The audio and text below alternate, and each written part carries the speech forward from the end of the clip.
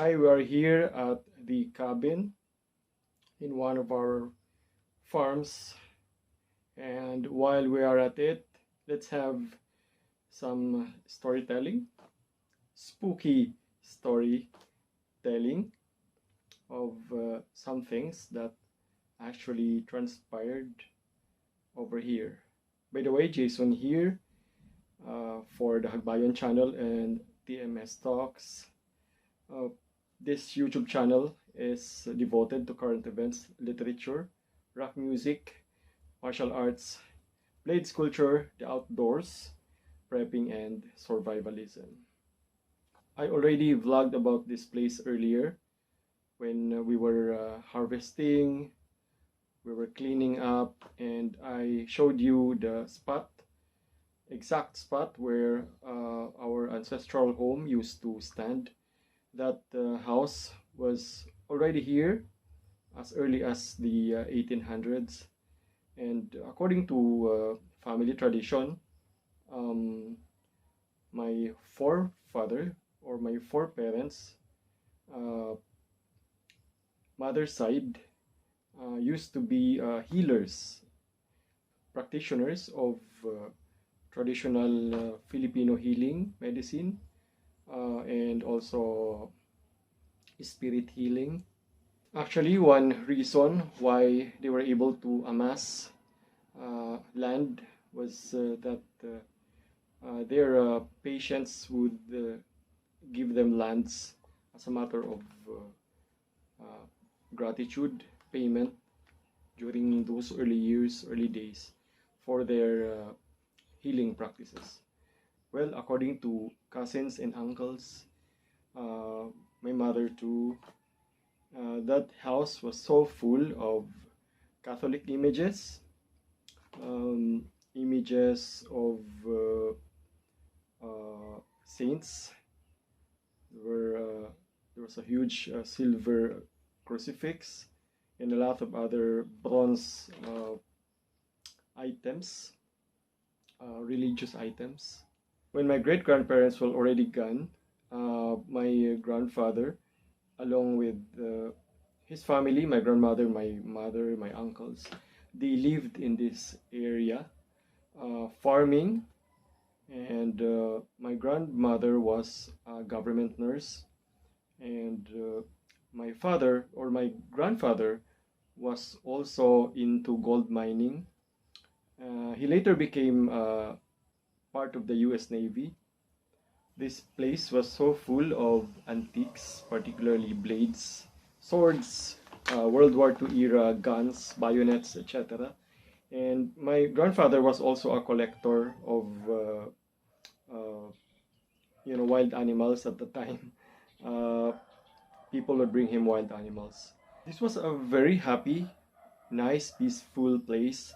Their only means of entertainment was the radio, and on the side, my uncles and my mother and my other uncles, their cousins, would hold so-called programs, dance programs, singing programs in the forest. It was also fun for all of them, and relatives would also come over to listen to the radio later in the afternoon. But during the evening, this place would be pitch black, and they would just be using oil lamp, etc. My mother would tell me about freaky, frightening stories during their stay here. She would tell me about her experiences. That in the middle of the night, there would be people walking all around the house, as if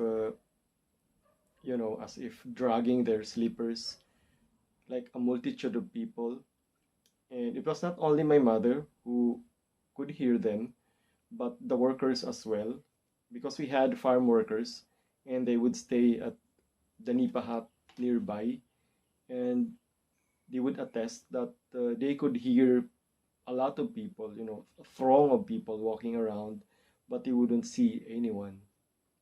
Uh, According to them, the reason for that is that This place was also frequented by the Japanese soldiers during World War II, and many of the people were killed by the Japanese. As a matter of fact, when the guerrillas retaliated, so many of the Japanese were killed, and they were buried uh, right in our property, somewhere near. So my mother will tell me about the sand being thrown at them when there is supposed to be no sand anywhere near. There would also be knocking on the wall, not on the door, but on the wall, on the portion of the wall already almost near the roof. So it would be really impossible for a normal person of normal height to actually reach it and knock. When our family left this place, we stayed very near the poblacion of this city, and my grandfather built a new home there, but apparently uh, the spirits followed. Even me, I could attest that there were there were occurrences there, strange occurrences. I would also hear people walking around the house in the middle of the night, almost dragging their sleepers. And as a matter of fact, even my grandmother, when she was still alive, along with my father, separately, they were both sneaking on the people who were walking around. And when both of them turned off the lights, and they found no one. And during the 80s, when we were watching TV, uh, we could hear at the upper floors, we could hear noise as if people were jumping up and down, and we could hear them via the wooden floor. And later on, when my grandfather died, I was a small boy then. I was playing inside our room, and I was jumping up and down our bed when my mother all of a sudden uh, got freaked out and brought me down the house, carried me out of the house. It turned out that I was looking at the terrace, and I was calling my grandfather, when in fact my grandfather was already dead at that time. In fact, I do have a memory of that event. I was actually looking at the terrace, and I could see my grandfather walking, wearing his military uniform. I was actually used to seeing him walk around that area in the morning, doing his routine exercises. But at that time, it was strange because I saw my grandfather at night, and he was wearing his military uniform, and he was smiling at me.